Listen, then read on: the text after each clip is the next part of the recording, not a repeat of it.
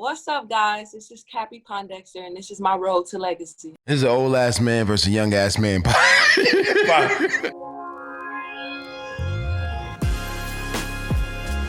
right, this is the road to legacy. I'm Martin Small. And I'm Donald Reed. Today up, we are Donald? going to be. I'm good, man. I'm good. Okay. This is part two, man. Today's is part two because we today we're interviewing Cappie Pondexter. She is a two-time WNBA champion, a gold medalist, a seven-time All-Star, three-time Russian Cup winner, champion, four-time Turkish national. Right, what was that? I was looking at it on my phone just now, but go ahead. Oh, okay. Thank you for interrupting me, man. You're rude. Four-time Turkish national champion. Cappie is just incredible, man. In 2016, she was the top 20 player in the WNBA. I can't believe that she was able to leave from the WNBA, go to Europe, play in Turkey, win 4 championships in Turkey, and from Turkey went to Russia, won 3 more in Russia. Right. It's just now, what did they call her? What did they call her? Was she like the Jordan or the what? What was she like? The Jordan of the WNBA? Or just a Cappy? I guess she was like the Jordan of the NBA. She, you got to compete with, I guess, Diana Taurasi, who was also killing the game. Yeah, they're friends. I was looking at some earlier actually, and I'm gonna bring it up when she comes on in a few minutes. In 2010, I think, when they were playing against Phoenix, Cappie was on New York Liberty, Diana Taurasi was on the Phoenix Suns. They're playing each other. Diana went up for a layup, and Cappie went for the ball. Ended up just basically smacking the ball and Diana in the face. And it was a brawl. Right. Yeah, they were the same team champions together. We're gonna start this again. I mean, we were talking to her last time, and it was so good that we figured that we just had to put her on the Road to Legacy podcast because we know that Cappie is gonna be one of those people who have a good legacy. Let's get into it. Let's get into it. All right. So first things first. Take us back to growing up in Chicago. So we know that you were born in California, but you moved to Chicago. And take us back. Like you weren't supposed to be playing basketball like originally, right? Something like that? Yeah, no, that's correct. I wasn't, when I moved from California to Chicago, the culture was different. My brother was skateboarding, and he was into different kind of sports. It wasn't like where in Chicago basketball was like the only thing that kind of saved you on the court. I mean, saved you from, all the crazy things that are happening in the neighborhood during the time. The gang members, the gun violence, like all that crazy stuff that hit Chicago. Like, the West Coast was a little different. So when he got to Chicago, he was a little culture shock, as well as myself that I can remember. We had to get adjusted to what Chicago, on the west side of Chicago, really was about. And, basketball was one of those things. And my brother fell in love with the game. And, he started playing. I grew up in a single parent home. Mom busy working multiple jobs to, keep the household going while my dad was in the Marines. And one of his friends got annoyed at me one day because I kept running on the court during that game, and he threw me a basketball. From there, I kind of fell in love with the game, and here I am 37 years later. Now, Cappie, the question is that you said the West Side. Now, everybody in the nation always talks about the South Side of Chicago. Was the West Side also challenging? Yeah, both sides were really challenging, but a lot of when the immigration started, where people started migrating or whatever, to from south to north, a lot of the blacks moved south, and so there was a richer class on the South Side. A lot of educated people on the South Side. You know, obviously the mosque, one of the first mosques in the nation, was formed there. So, you know, it's a lot of history. You know, Sears was a big company in Chicago. That's where it like originally started. Like the first one was there. So it's a lot of rich history, you know, between like blacks and whites when they kind of migrated south. So, I mean, north from south. So, yeah, I think that the only difference, like the West Side is more of a, you know, where it's like Don Juan, if you think about that era, like pimps and Yeah. you know what I'm saying? Like, so it's a lot faster. You know, I would say that the gun violence rate has perpetuated on both sides. It's not just one side is worse than the other in terms of gun violence and gang membership. It's on both sides, and it's all with the youth. So it's like, and it's been like that since Larry Hoover has been put to jail, because he was like one of the ones that, you know, when you think about gang members, Larry Hoover actually educated people. You know, it was rules on the streets. You know, now just like these kids are like insane. They're making their own gangs up and they're using senseless violence. You know, it's like, it's crazy now. Chicago is crazy. How old were you when you moved to Chicago? I would say I was still an infant, you know, because I was still attached to my brother. Like, it was just me and him, and that was like the only person that I would allow to touch me. Like I wasn't even like acclimated with my family. Like, it took me a while. So I want to say like kindergarten is what I remember when I first went to school. Why did you feel like that in terms of like not really meshing with anybody else in your family? What was that like growing up? Oh, I don't know. Like, I was just, you know, I grew up in the military base, you know, so it was a little different for me. Like, I had nannies, you know, like I had Mexican nannies. So the way I grew up was a little different, you know what I'm saying? Right. So when I got to Chicago, like just seeing all these black people, it was just like, yo, who is these people? Like, I don't even know. That's crazy. You know, I only know my brother, you know, because I can't, my dad sent us, my mom went first and then my brother went and then I came with my dad. So it was a little, you know, it was a little different. Oh, that's interesting. I didn't know that. So then tell us a little bit more about, like, you said your brother was into basketball and you were into track? Well, I got into track in high school. Oh, that was high school. That's way. Track in high school. So the basketball started because I wanted to prove to my brother that I could actually play too, just like him.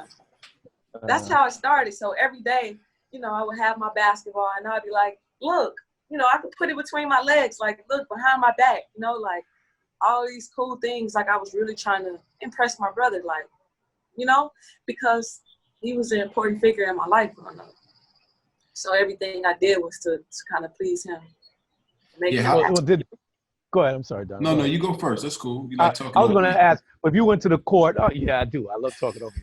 If you know, when you went to the court, you were doing your thing back then. Did you get any people, any younger kids back in those days, or even men, bullying you as you got better and maybe saying stuff to you because you were better than them?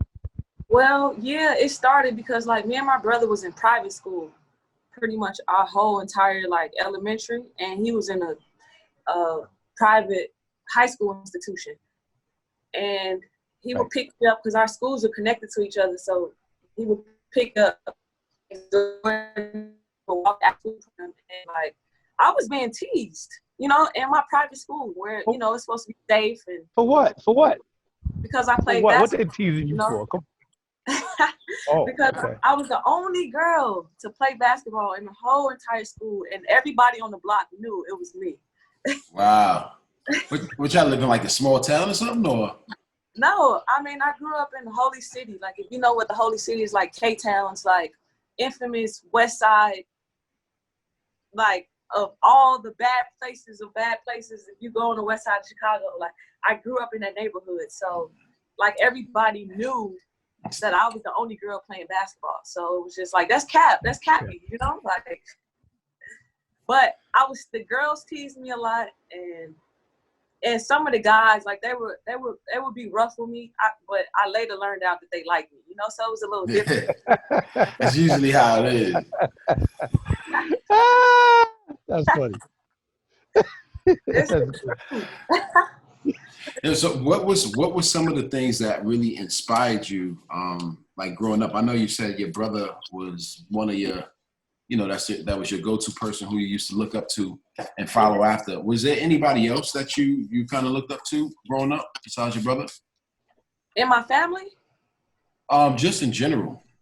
Oh, I mean, yeah, obviously there were like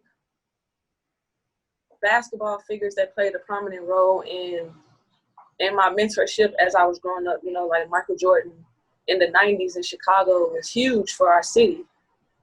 And it was huge for me because I had the opportunity to meet him multiple times in my youth, you know, back in my high school. When he was really doing appearances and stuff. So he would come to our school and give speeches and meet the girls and boys basketball team. So, you know, Cheryl Swoops, because my school was signed to Nike, she was an intricate part. We used to wear her shoes while we played. We had Nike jerseys, warm-ups, everything. Like Nike sponsored us. So, you know, it was just, I wouldn't say that I was lucky. I think I just picked the right high school because that was a public institution. That was the first time that my mom allowed me or my brother to go to a public institution. And it wasn't the best of ratings in terms of like helping a Black student on the west side of Chicago become educated. It was known for sports. Right. And if you ever seen the documentary Hoop Dreams, you would see the two tales of two boys that grew up in two different areas. And one of the schools that was depicted in the documentary was my high school, John Marshall High School. Right. Okay. So, Right. yeah, it's a very rich traditional school with a lot of history, especially on the sports side. Produced numerous All-Americans. So that's why I'm sorry. Go ahead. I'm sorry. No, I was just saying it was a high school that I wanted to go to. So right. So I'm sorry, Donna, but I want to know Michael Jordan. Michael Jordan. So you know you met Michael Jordan. Did you have an opportunity and time to talk to him? I mean, was you talking to Michael Jordan? Did you the Cappy talk to Michael Jordan? Because I know you loved him. I was shy. I'm still shy. But when I met him, like he was like trying to get me to ask questions like all the time, but I never would. You know what I'm saying? I never would. Right. I was just like, I was more of an energy person. So like the fact that I was in his presence was enough for me. And it was a memory bank for me. I'm like, dang, like I met Michael Jordan, like it was always a memory bank. And I still like that to this day. I could be around a lot of like influential people. And sometimes I won't get photos. Like I'll be happy with more of a conversation than a memory in a moment than anything. Yeah, that's what made you like? How did you find out about John Marshall? How did you find out about that high school? When I was going through the circuit, like I started playing small fry. I was like the only girl on the all boys team, and the rim was like 5'8". You couldn't be over like 5'1". That's how I started. Then people just started finding out about like, yo, who is this girl on the west side? You got to see her play. She don't play like a girl. And then like I got introduced to another coach who played YMCA basketball, and I represented the Austin YMCA. We would go around to different YMCA around Chicago and play teams. And I was just better than everybody. And so he moved me up to like the older girls, and that's how I ended up meeting Dorothy L. Gators from John Marshall High School, because he was telling her about me because I was in seventh grade or 8th grade or something like this at the time I met her, and he was just like, yeah, here's Miss Gators, whatever, and she allowed me to practice with the girls, and I was like the same in 7th to 8th grade, and I'm playing against high school girls, so it was just like, wow. And then she, obviously she just started recruiting me, telling me about the school, and I was just like sold at that point because I was looking at all the history and all the All-Americans she produced. I was just like, wow. This is where I need to be. So, how were you able to? You're on the west side of Chicago, and I know high school is crazy. I mean, before you were in private school, then you went to high school. That's a big change in terms of environment, the type of people that you're around. How were you able to kind of stay focused on playing ball, or did you have any distractions during that time?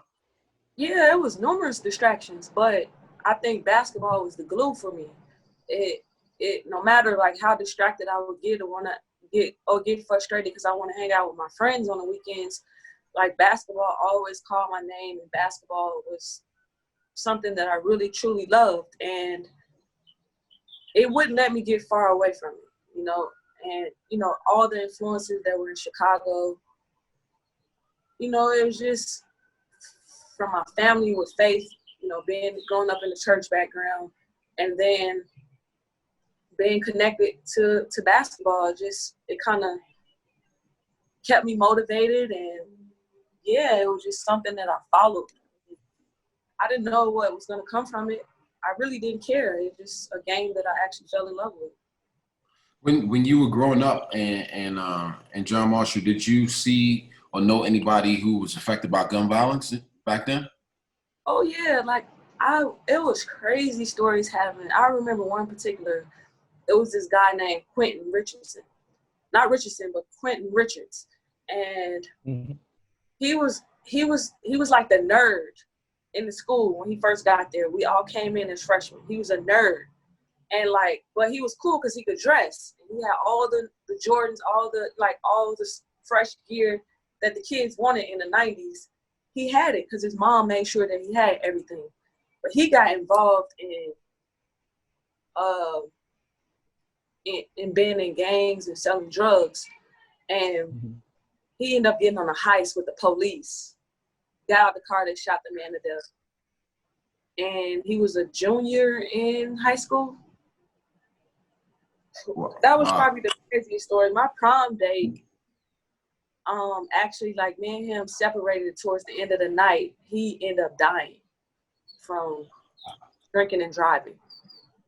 Wow, that's crazy. I want to talk a little bit more about your brother too, because you said that was like one of your bigger influences, or the person that you were the closest to growing up. Mm-hmm. What happened with your brother and playing ball? So it went from him being the superstar playing ball and having dreams of playing ball, and then that switch to you. Yeah, it did. Go ahead. I'm sorry, I cut you off. No, you good. I was just wondering, what was that relationship like between you and him? Did he feel any type of way that now you're living the dream that he wanted to, and he wasn't doing that anymore? I mean, my brother made the conscious decision.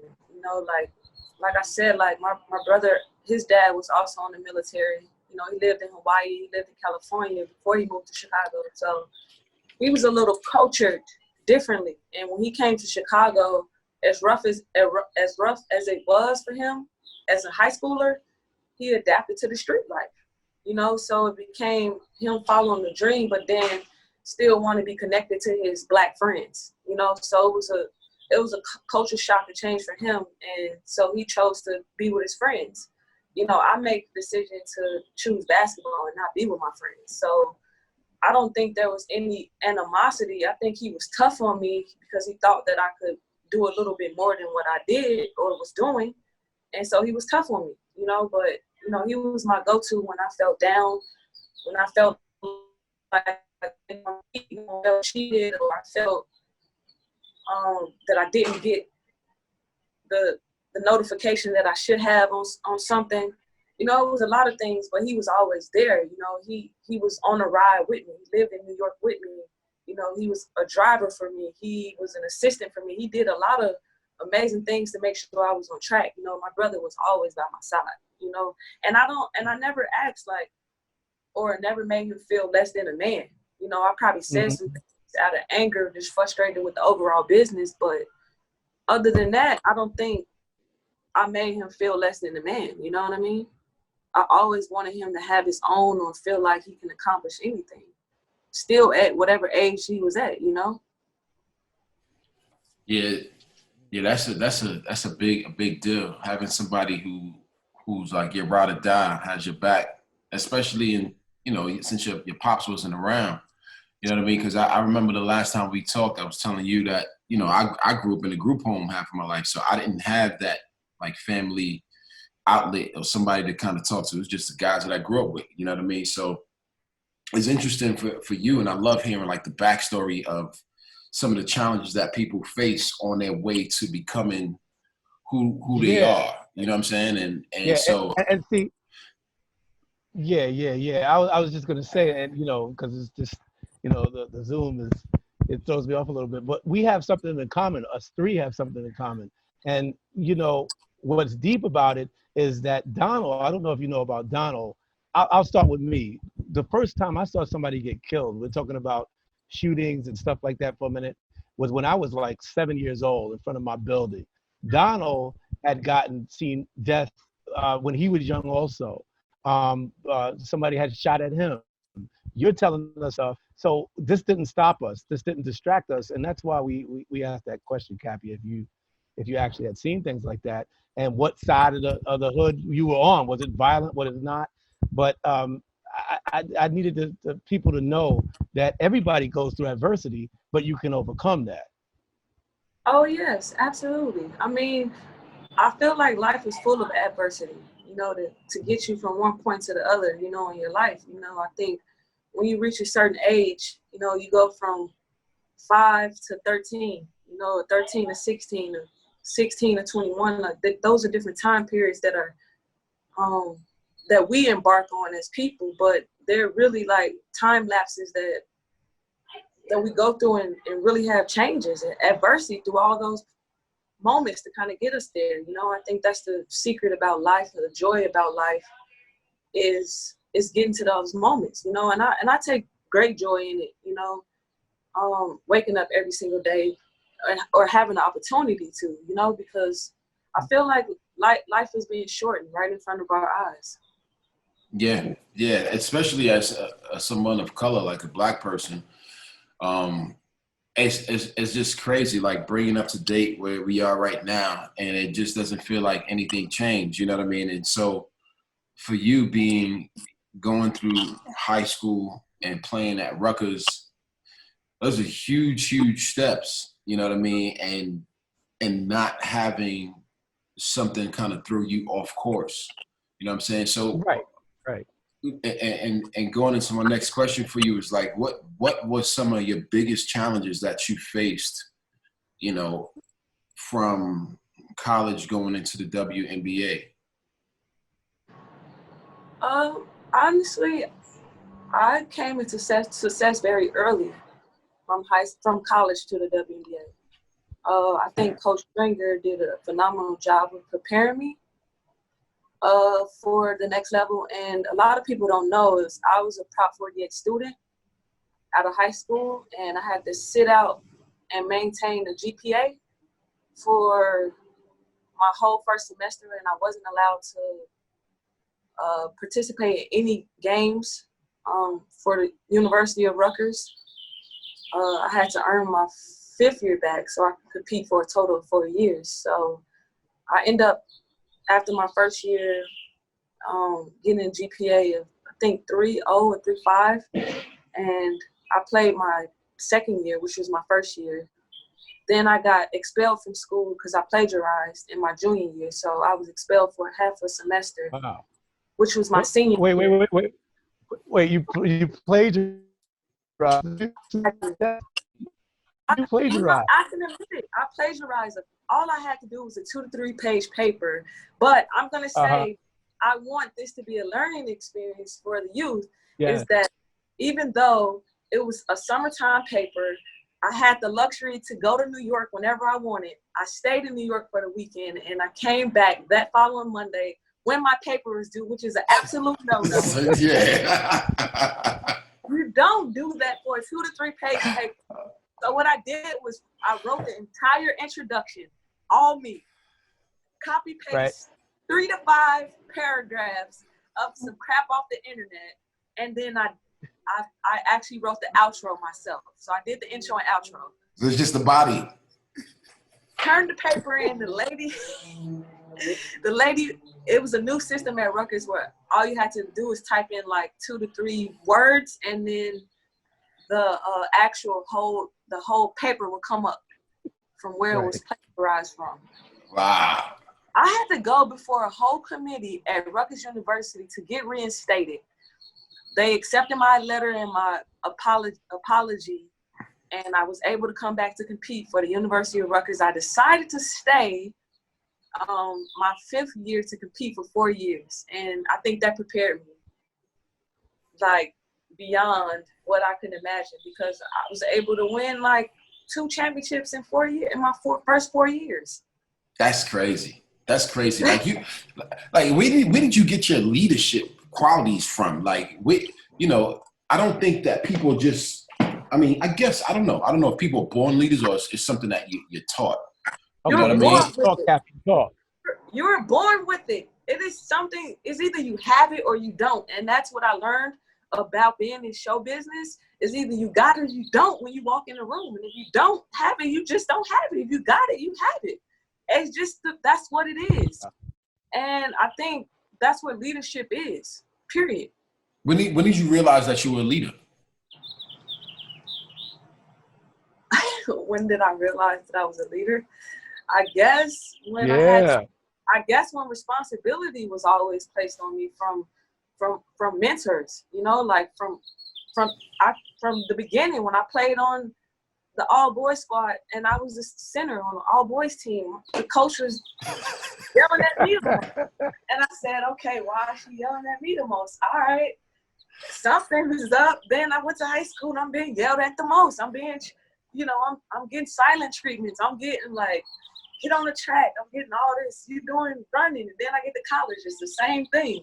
So it was just, I guess, the universe prepared me for whatever it is. Well, you're doing a lot of great things. I'll tell you one thing. I need to ask you another question. The gold medal team, the United States gold medal winners. All right, now we're getting on a lighter note. Now, who was the leader on that team? And did you get along with the leader if you wasn't the leader? And say you wasn't the leader. Did you do everything that you do on that team? What's the deal with the gold medal? Okay, so I was actually a leader because I remember Ann Donovan telling me to help certain players keep their confidence. I was the 11th, maybe the 11th, 12th player to come off the bench. Wow. Our leader was Lisa Leslie, Tina Thompson, Diana Taurasi during that time. Yeah. Those were our leaders. And it wasn't hard for me because I was a confident player. Like I knew how good I was, and I was a competitor because I wanted to be the best. And I think that's what separated me from, from my class, that I came in with, and then me being with the elite. They were able to see the difference. And I was very mature for my age, I can admit that I was definitely mature for my age in terms of where the basketball world was at the time. Yeah. So, and I never had a problem like listening to those players because there are players that I, in '97, said I wanted to play with or admire playing against, Like those were the players that I know that started the WNBA in '87 after the Olympics. So in '96 in Atlanta, I wanted to be a part of that, Like it was I don't know, it was just all a dream come true, It was I believe like I'm really playing with these players. Like how is this possible? Like what is going on? Like I'm still young. Like what's happening? How old were you when you played for the Olympic team? Were you like early mid-20s? It was in '08, so I would say I was probably like 23, 24. Yeah, you was young. Yeah. Fresh out. But you could feel it. But what are your shot? The shot that you hit in the Olympics. Which one was the most emotional shot that you might have hit in the Olympics, or was it standing on that podium getting that gold medal for the United States of America as a sister from Chicago. How did that make you feel? It made me feel amazing. I think I didn't understand the magnitude of it until like later, after I retired, the importance and significance of it. But in terms of like being in the moment, I was like, I cried when the national anthem was played and they put the gold medal around our neck. I was emotional because I really felt the true spirit of what America should be. Here I am, a Black girl standing on the podium next to my fellow white sisters. You know what I'm saying? And it felt amazing. And that was from the age of 15 until 24. That process was that long. And I remember a moment where, like, we would have Nike did a suite for the players, so just all the athletes able to go in there, and like the guys will always say, "Man, are we waiting on you to cross somebody over?" You know what I'm saying? Like that's what they wanted to see from me. So I had the moment, the opportunity. I did the little Iverson crossover, had the defender going this way. I came back, hit the shot, mid-range shot, and it was love because the guys was in the stands, and it was able to happen. So. Moments like that I'll never forget, and just having a moment with Kobe Bryant, like right. Where we first met, and, like I got really close with Dwight Howard. Me and him formed a great relationship. We was reading the Bible together a lot, so it was really cool to kind of fellowship with somebody. Chris Bosh, he was a loner, so he was always by himself, so I talked to Chris a lot, and the fellas, they was always playing their card games. That's what they did all the time. So it was a great experience. It was a great experience. And at any point in time, were you nervous at all? Was I nervous? Yeah. I don't think I was nervous. I was just excited. I'm like, because like it's not often I would say like the girls and the guys were able to spend a lot of time together. Mm-hmm. We grew up playing since the age of 15 together in the USA basketball system, but it was different because prior to us being professionals, we stayed in cabins together on the training campuses. So we had dorm rooms, so it was a little different. We had key cards to get food, but this time, here we are as adults, we got our own teams, our own brands, and our own family members coming in, got our support system, so it's a little different, right. And we're spending time with each other, so it was cool to experience for a whole month, just being around somebody every day. Now, coming off of all of that, Donna was just saying, all of that happiness, hanging out with Bosh, we're going to talk about Kobe hopefully in a minute because you were good friends with the family, helped his daughter, blah, blah, blah. During that time, was that the time that Imus, we were talking about this before, that Imus said about your team, your college team, Rutgers, about the nappy hair incident, and how did you get that information? Did that bring you down? Did that get you upset? What was it that, that whole Imus situation, what was it that, you remember from that? Well, no, it happened later. I was already 4 years removed from Rutgers, the program, but I was very close to a lot of the girls and the coach.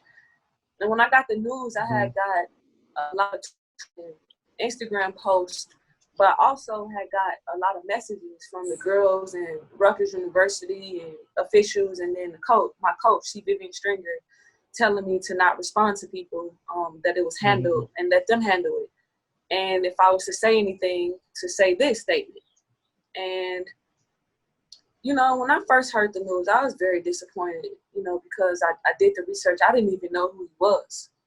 Obviously, he was a very what did he say? He said that it was nappy hair and ugly or something like that. What did actually, do you remember? Yeah, he's so disrespectful exactly with that. What he said. I think he was saying something like, these girls, I don't know how they shoot or play basketball because they nappy headed. That's what he said. Yeah. He said, he was so disrespectful. He said, all these girls on the Rutgers team with tattoos. He said, I'm not gonna repeat it, but he said nappy headed HO, and it was just crazy disrespectful. I'll give you guys a little fun fact. So Coach Stringer, she did not approve of tattoos, so she would have us get makeup covered on all our tattoos. when I first got.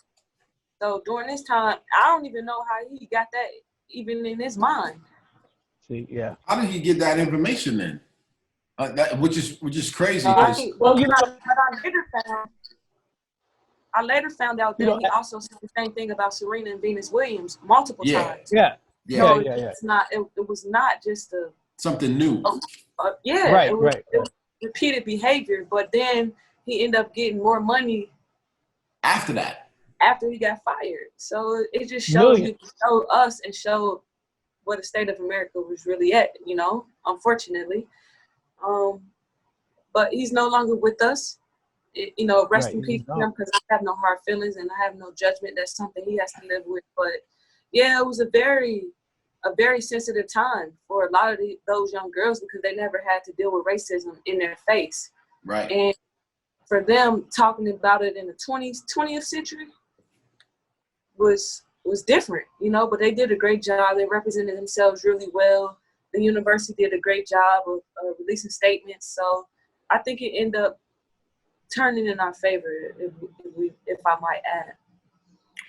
Right. Yeah, well, one more thing. I brought that up, Cappy, because there was something that they said that you had said. Can you explain that to us when it came to the whole, what was that, the Tsunami Japanese thing? Oh, yeah, 2011. That's crazy, because I can't believe the way that they said that you said it. I don't believe that. After all these years removed. And I know I want you to get the opportunity to get that off your chest, man. Well, thank you. Well, so like 2011, right? The tsunami hit Japan. I released a statement on Twitter. This is the time when Twitter was like popping. Like it was like everybody was on Twitter. It was going crazy. And I said a statement saying it sucks what happened and God doesn't make mistakes. That was my initial statement on my Twitter feed. This is not a conversation or an act or a mention to somebody. And so the writer, Michelle Vopal, went through later conversations that I had from people where it ended up going back to Pearl Harbor and Japan. And she released a statement saying that I said that it was because of Pearl Harbor that the tsunami hit Japan. And there's no way in my mind, and if you know who I am as an individual, I would ever release a statement saying anything about God against any form of people, because I cast no judgment. That's not who I am as a Black individual. I don't do that. I'm the realest human that you could possibly meet on this face of the earth. And I'm not saying that I'm perfect. I'm not saying that. I'm just real. You know, I'm a realist. I've been through a lot. I've experienced a lot. And I'm just a real individual. And when there's certain things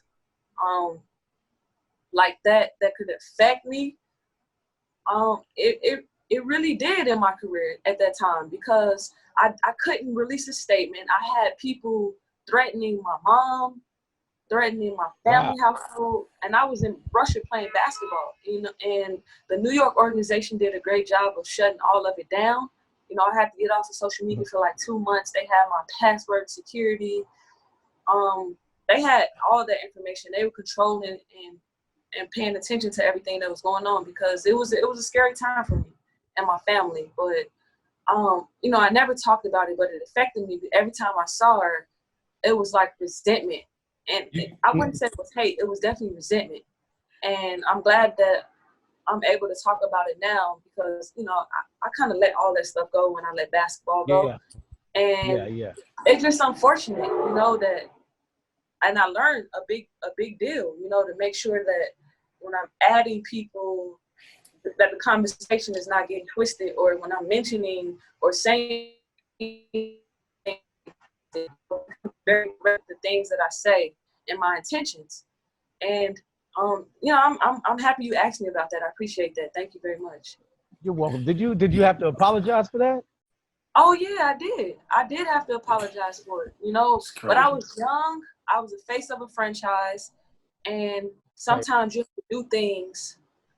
That's what I want to do. You have to do it, you know, from a business standpoint, you know, a public relations standpoint.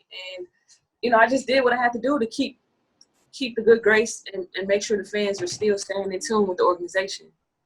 Yeah, that was crazy. You said you were in Russia at the time that happened. So, Yes. like, word and news travels fast, especially with social media and all that stuff. Did you get any flack from the Russian team and owners saying, "Yo, what's up?" Did you get restricted to do anything, or like? Yeah, I mean, a lot of things changed in my life during this time. You know, I got suspended from USA Basketball because the Japanese Federation didn't approve of my statements and didn't want me participating, so I ended up missing World Championships following my Olympic stint. And I also had to do apology. I had to serve 4 years of probation. And wait, for something that you didn't even say? Yeah, I did. That's crazy. That didn't stop her. No, I kept playing basketball. You know, I was in Russia. My teammates knew who I was. They knew my character, and they understood because I explained it to them. You know, it was just scary because I was getting a lot of death threats from China. And, oh man. You know, like people would call you up on the phone. Like from Japan, not China, but from Japan. So it was a little weird for a long period of time. But were they speaking English? Were they always like, "Cappy, we're going to"? Oh no, they was using vulgar language. I was being called the N-word. Wow. Yeah, that's a lot. That's crazy. And we like on the jump to another subject real quick. We take that N-word so loosely, but when other people say it, it's like, yo, they mean the origin of the word, straight up. Like they let you to remind you, like, yo, yeah, this is what we feel. But that's really interesting that you that happened. Like how media can take things out of context. You know, Donald Trump always says that, like, media is no good and et cetera. And, you know, kind of like, I don't know if he's really right, but yeah. I mean, we know the history of media. We know what their job is.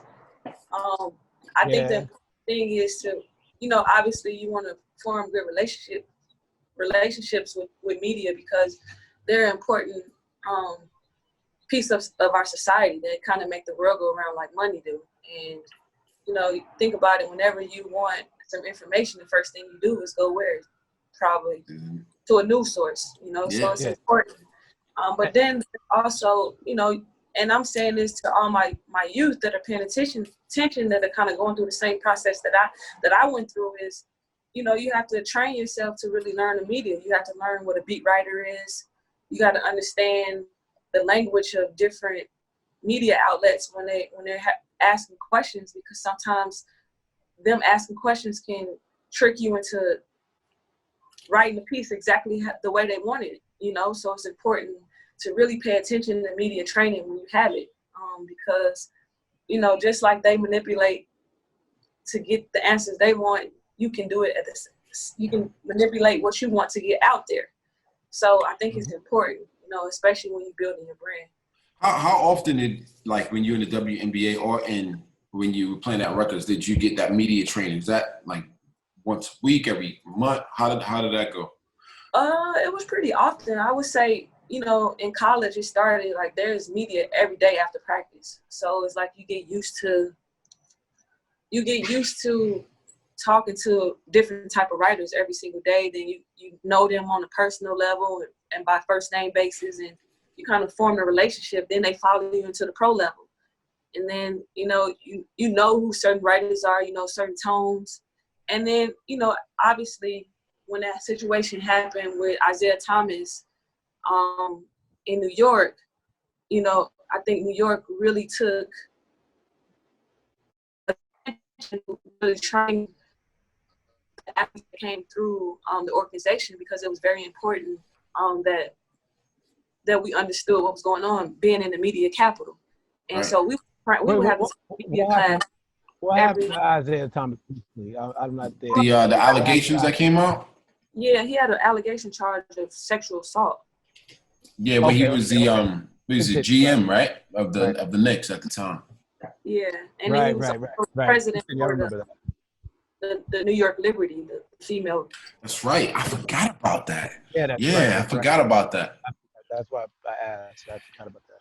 Yeah, I do have a question about that too. Not about Isaiah Thomas, but as in terms of being in the WNBA, or when you were playing at Rutgers, and there are current events that's happening, like if a black person gets murdered by a cop or there's some kind of protest, does the college or the commissioner from the WNBA say, hey, look, athletes, you can't talk about or you wear anything that's going to set up some kind of protest while you're playing ball on or off the court?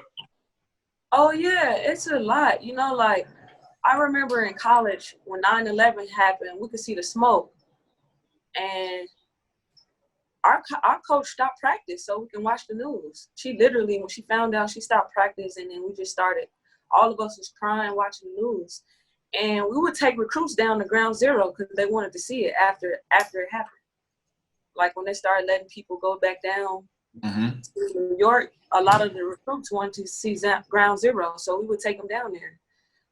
That's an important timepiece that I remember in college, and then obviously like in the WNBA.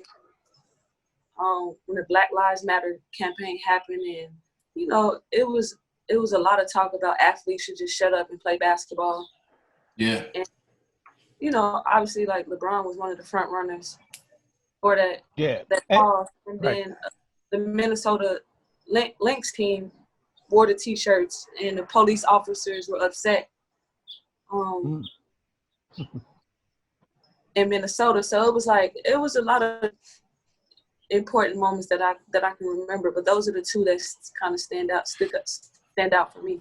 They didn't restrict y'all. Like you could, if you wanted to wear something that was representative of a cause that was going on, you could wear it before a game or after. They wouldn't kind of say, yo, you can't do that. I think as time progressed, it became that way. Obviously like our brothers in the NBA, they were being spokesperson, people. Like they were speaking out about different causes, and then it just made it easier for us, as leaders too, to kind of say if our brother's doing it, then we could do it as well.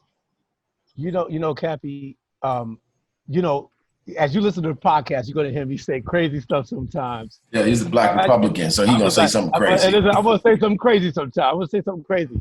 But you know what I am not understanding, and you explained it a little bit last time. Maybe as we talk again, you can teach me more about this. But I don't think sometimes that our brothers in the NBA do enough for the cause. Like I think that sometimes they can, and I want your feedback on this. Sometimes they can actually do something. Like if Jordan, I know you love Jordan. Jordan is a great guy. If Jordan said today, I'm not going to, I'll play my game, I'll get my 50 points, but I'm not going to dunk because, I don't know, the water in Flint, Michigan is messed up. Why do you think that sometimes the NBA's players don't actually take that initiative? Do you think they're afraid to lose their money? And then go into how much money that they make. And I mean, I just don't even know how to ask the question. Yeah. I get so upset that sometimes I'm serious. I'm watching a game and I'm seeing the game and there's something happening in the world. And then I don't see us stepping up to the plate as other cultures do, especially all those brothers on the court with all that power, so to speak. Or do they have power? What do you think about that? I didn't, after this, we're going. I ain't even going to say it. I'm not going to say it. Go ahead. No, I think I understand what you're asking. I feel like it's three parts that you're asking.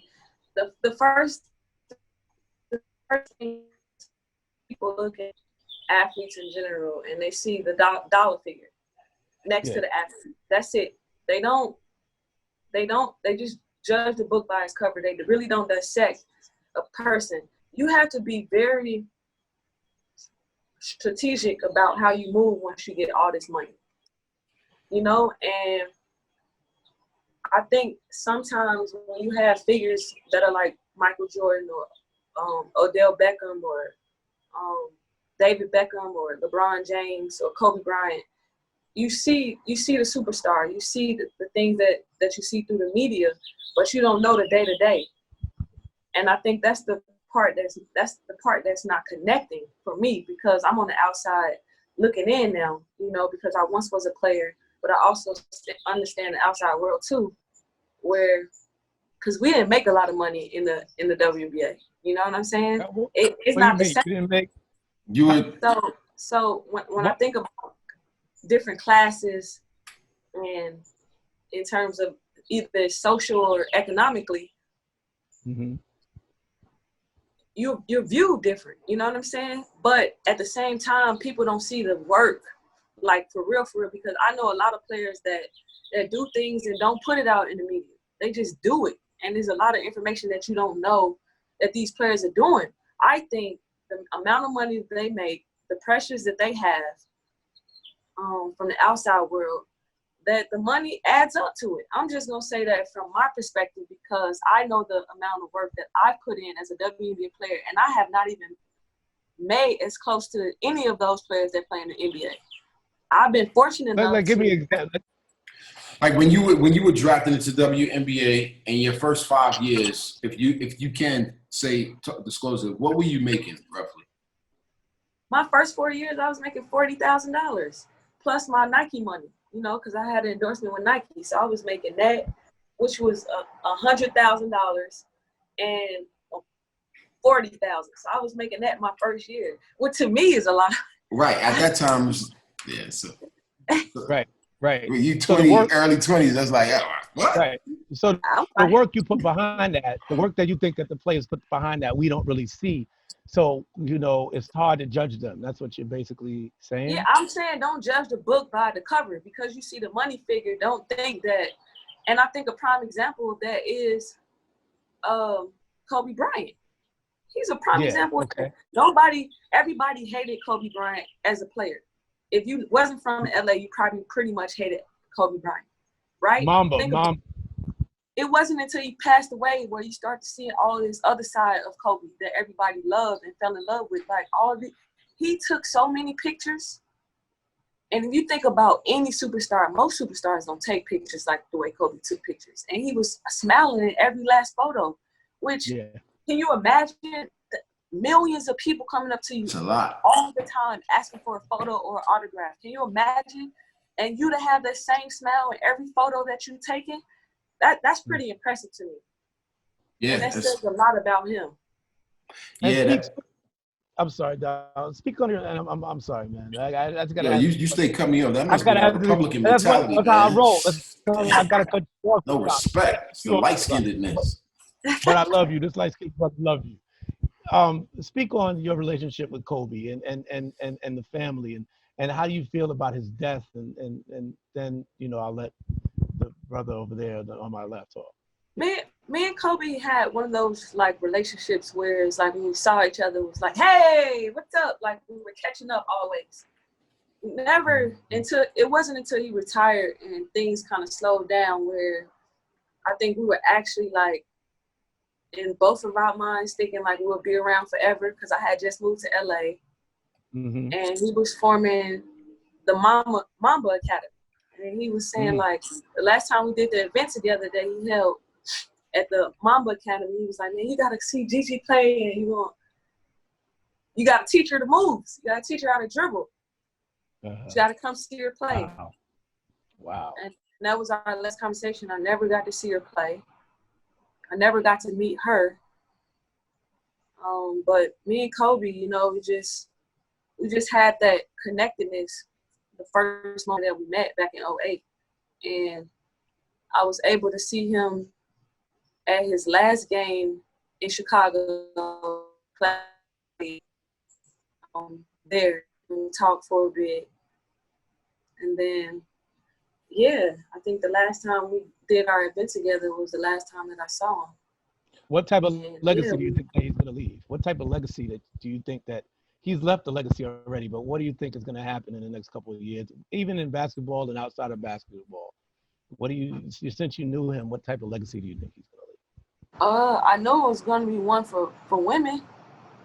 Oh, really? Absolutely. He was 100% invested in his daughter's dream. You know, she wanted to play in the WNBA. And it was obvious that she was taking the steps to get there.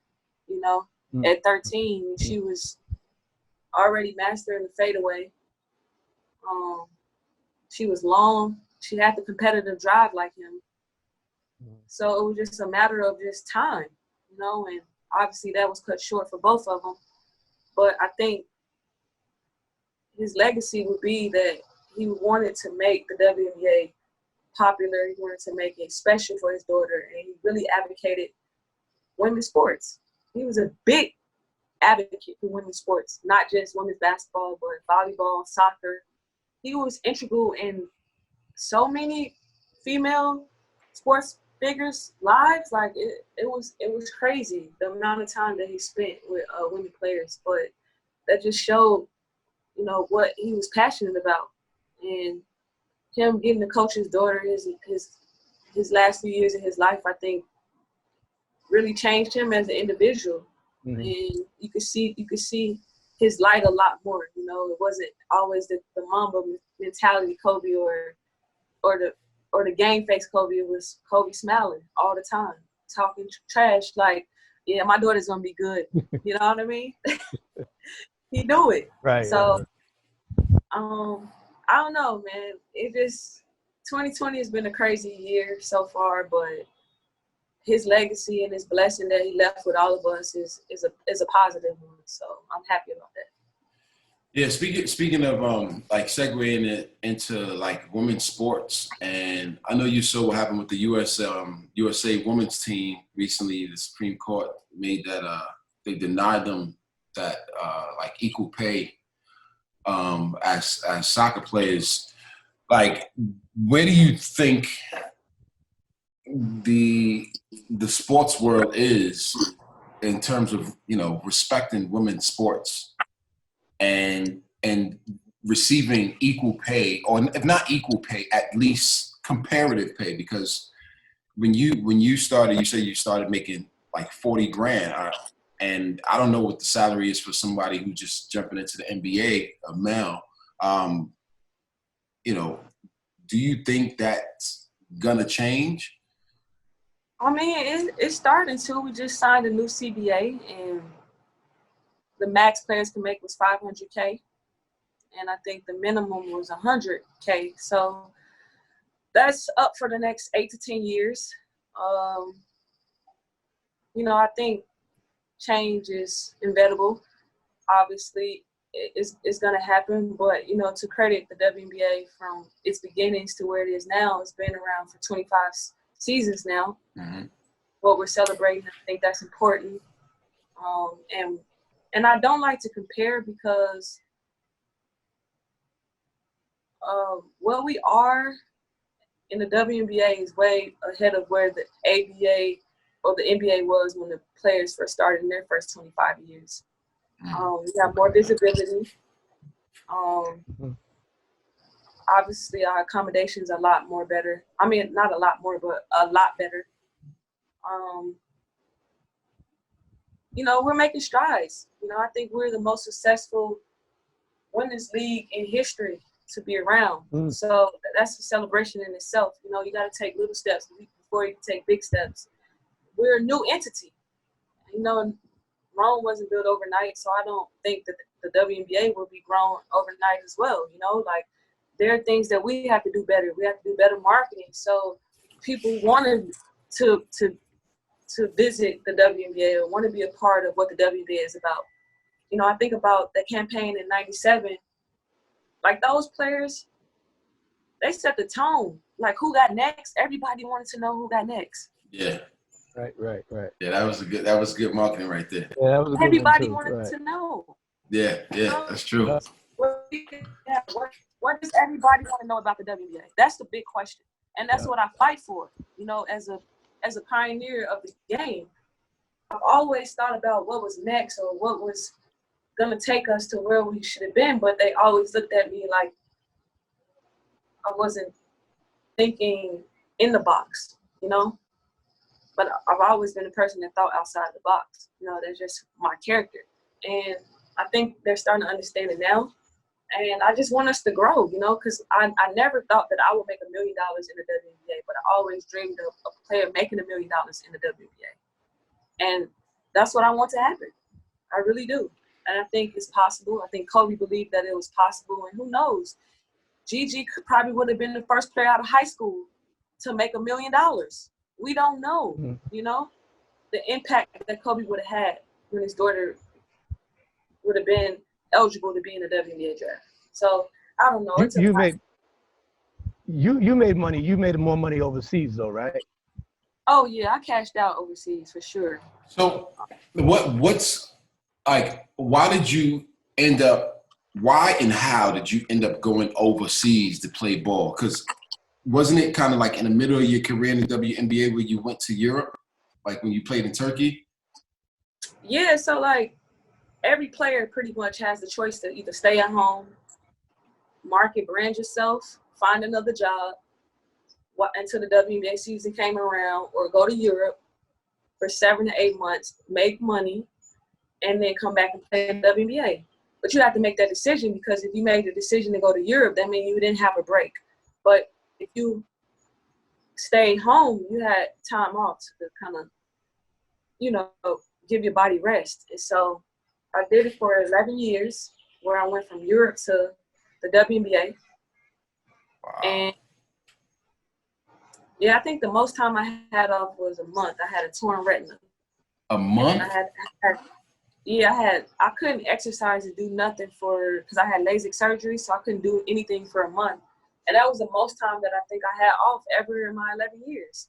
Wow. So I did that. I was able to make a lot of money. But at the same time, you know, not being educated, being the first in my family to make all that money, not being able to say no, you know, I ended up losing it.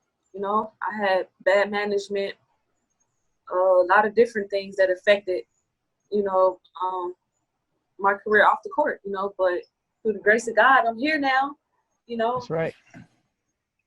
Like, I'm still back doing exciting things, so I'm excited about that, you know. And I'm here to teach the youth now. One thing, Donald, you good? Yeah. Go ahead. You asked what you were going to ask. I just got to ask this one thing that I love about you and your college career and your basketball career. And I see a future, and I'm going to tell you about that future in a minute. I see something in the future. I'm going to tell you. But that crystal ball. No, I'm looking. No. Seriously, I see it, man. I'm going to tell you. I'm going to hold it. But, you know, so one thing that I love, and we spoke about this before, is I forgot her name, Sue Wicks, and June Wansky, right? In between those two people is you. What's so special about those two people at Rutgers University? Wow. What's so special about you? My jersey is hanging next to those two legends. I am the first African-American to be retired at Rutgers University. Wow. Yeah, that's in the rack. That's pretty impressive. That's very impressive. And this is what I got to say now. Now I'm going to ask you a question. And Donald, I got to ask this question. Yeah. Now, it's nothing big. It's nothing serious. It's just what I see in the future. What I see is going to happen. What is your future with you in the NBA? What do you want to do other than, you know, you have the fashion situation, you're at home, you've done all these things. Now, coaching? Union? What? That's right. Coaching. You said NBA coaching or WNBA? No. I had to stand NBA up for that. and WNBA. So Donald, she said that. She said, I'm a leader. She said, right. I led when I was a kid. She said, I led on the court. I was leading the boys basketball. So the question is this: are we going to see, or have you had in your mind, Cappy standing on the Lakers team, coaching them in some form? Ooh. To see her coaching a high school team, coaching the team. We need more Black women leaders that are strong like you. That's a fact. I'm putting you on the table. I would never turn down $5 or $10 million for my first coaching gig, because I know I'm that valuable. But it's not something that I'm passionate about doing, honestly. You know, and I think it's fair to myself and it's fair to the youth. do I still want to be an intricate part of their growth? Absolutely. I think any kid that wants to play sports, I will always dedicate my time to them because, I know what it takes to get there. I know the determination and commitment it takes. So if a kid reaches out to me to train them, or if a corporation reaches out to me to talk to encourage the kids, I would do that because I think lending a voice is way more valuable. Yeah. And me being there saying like, I experienced all this, I did all this, look at me, look where I'm at. It can happen. And I'm showing them in first person. I think for me, that's valuable for me and then the kid. So I enjoy doing things like that. But I really want to write a movie. That's what I want to do. And so let's go. Let's do it. Yeah, 100%. Wait, but I gotta go back for a second. I think it's really important. As a Black woman, what was your experience like when you were in Europe? Oh wow, man! They love me. They love some African Americans now. That's what I'm saying. It was a great time. I think because when I went to a city, no matter where it was in Europe, I didn't go just to play basketball. I went there to live. I was involved in whatever culture aspect that was going on. I was always in the middle of the circle. I had to know what the city's life was about. I had to know who like my core group of people were. I made so many friends that were musicians, book writers, artists, chefs, movie stars from all over the country. And I think it was just because I embraced the culture. A lot of people that play sports and they have to go through that, they don't like embracing the culture. They writing down like the dates for them to come back home. Like I was never that person. I was just like, man, this is cool. Like learning another culture, learning new food, like shopping in new, like malls. Like it was a cool time for me, and I embraced it. So now when I go back, they look at me with respect. It's not like they look down upon me, and I respect that a lot because it makes me want to go back to those places that I live. Did you have to learn the language when you were there? We were spoiled, man. We had translators, but I picked up Turkish a lot more than I did Russian. Like I could understand Russian, but it was hard for me to speak because they had like 32 more letters than we do in the alphabet. Yeah. So picking up that language was a lot. That sounds hard. But Turkish was hard too, but I was able to do more things with the Turkish language. Yeah, that's crazy. And one of the other things I kind of wanted to go back on is like somebody asked me to ask you this question about about the question is why do you think in other sports women like Serena were able to get what it is that they're asking for in terms of pay or the equal pay? I mean, when it's a team sport, and I said this before, like team sport is the sport. If you choose to play a team sport, it's not about you. It's about the person that's on the front of your jersey because they're the ones that's paying you. Those the people that endorse, that's the brand you represent. So like, it's 13 other members on that squad. It's a GM, there's assistant coaches, there's trainers. There's a lot of people that have to get paid. So it's a lot different opposed to you playing a single sport when it's just you and then your little team that you put together. You don't have to worry about your teammates because you are your teammate, so it's a little different, and I think that's the separate thing that you have to think about when you just decide which sport you want to play.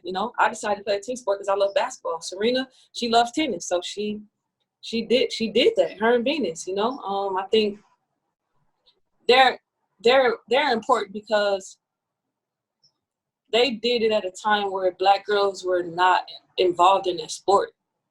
Right. And coming from Compton, LA, doing it, I think is very impressive, especially during the time that they grew up in the 90s riots and stuff. So it was a lot of things that their father could have been involved in, but he kept them focused on being great. And I think that's important because they opened up so many doors for so many African Americans to play and dream about doing tennis. Yeah, 100%, 100%. And like, who are some of your biggest mentors in your career? Help you stay focused. And who was your challenge the most? The person that you couldn't beat, the person that was taking the rim. Who was the person? Who was your hardest competitor? Go ahead. I would say Tamika Catchings, man. She was the hardest competitor that I had to play against. She was tough because, like, people don't realize, everybody, when they look at my stats where they've never met me, they think that I'm like this big person, but I'm really 5'7". I'm really little, you know, compared to the other girls. And so, like, Tamika Catchings is like 6'2", like athletic, strong, got the same kind of skill level as me. And she's like 6'2". So when I had to match up against her, wow. Honestly, I thought that I was not going to win my second championship when I matched up against her. Wow. That's a challenge. But you did. I did. We overcame and we beat her squad, but it was the toughest. Like, they ended up winning, like, the home court. They beat us in game 1. And then we had to split in game 2. Then we went to their place for game 3 and 4. And we had to win a game there to bring it back to our home court. And we won game 4, like, by this much to bring it home. And game 5 is when I torn retina. And I had to, at halftime, I had a torn retina. I had to come back and play. And we ended up winning the championship. I had the surgery, like, the next day. It was crazy. Yeah, I'm speaking of that too. I got to ask. I remember now this is 2010. Yeah, you was with the New York Liberty, and you were playing against your old championship teammate, Diana Taurasi. Yeah, we saw that. Coming down the court, going for the layup. It came from the side. What? I went for the ball, by the way. It just happened to strike her head. Yo, I saw. I was like, yo, it's about to go down. What happened? See, I don't know if I should say exactly what happened because I don't, just know it wasn't what it looked like. I know y'all were friends. See, they never came out and said what the side of the story, their side of the story. And I'm not gonna say my side until their side come out if they talk about it. But it was a battle going on the whole game. It's just what you saw there. Yeah, I saw the battle. The whole game. You're right. I went to find a whistle to pull off the whistle. I went to find a whistle so I could just blow it. I went to blow a whistle. That again. It was a lot of hard fouls in that game. Yeah, but at the end of the day, it's all love. But y'all competitors. Y'all both have that competitive spirit. Yeah, I mean, it was a lot of emotion going on between us because, me and Taurasi were really, like, best friends. Like, we spent every day together, so it was like, it was a bond that we had, and me just abruptly leaving like that in 2010 after we had just won, it was a big deal to her. I think it really hindered our relationship later in life because she took it really personally. And, I was saddened by it because I thought, we were good friends, and I didn't think that me leaving would really affect our friendship. And I think because we were so young and not knowing that it was a business as well, kind of what we learned later as we matured. But it was just a sensitive time for both of us. Yeah. You guys still talk? You guys still talk now? When we see each other, but it's not the same. It's not like how it was when we played together, But obvious reasons, like we had life changes. I've been being Cappy, being all over the world and trying to figure out what life is about. And yeah, I think when we get older, we're gonna have dinner and really talk about all those fun moments we had for sure. When you become the players' union leader and you become one of those coaches, right? That's what you're gonna do. I think Tarasi will coach before me. She got it in her way. I hear you. I'm just playing with you. I hear you. I just see, every time I see Tarasi or I see you guys together. I told Donald a long time ago that I knew you guys were like something to fight for in the WNBA. I told him that both of you are strong players, and I respect both of you guys. Thank you. Yeah, she's a wonderful talent, man. She's a special girl. Mm-hmm. So, like, I know we probably got to wrap in a hot sec. Yeah. So, there's something I was just about to ask you, and I just lost with my question what I was about to ask. What? Well, you got excited about her slapping Tarasi upside the head. We're gonna edit that out. We're gonna edit that out. Oh, that's what it is. So after your retirement, 2018, right? It was 2018. Yeah, it was 2018. What does your body feel like? Like, cause I know you played ball for so many years. You know what I'm saying? And so what do you feel like now? Like, what's your body like after basketball? You wake up with hurt your knees, back, fingers? No, I still, honestly, man, I think I could have played till I was like 39. So my body still feels good. Like I haven't played basketball in the whole year. Like, for real, you know, like competing. I haven't trained to play basketball in the whole year. So I think I gained some weight for sure, but it's not bad weight, and it's happy weight. It's retirement weight, the good weight. But I think I'm now starting to kind of get back in the regimen of like working out, you know, for 30 minutes a day, something like that. I haven't did it since Ramadan, but yeah, my body feels amazing. It feels good.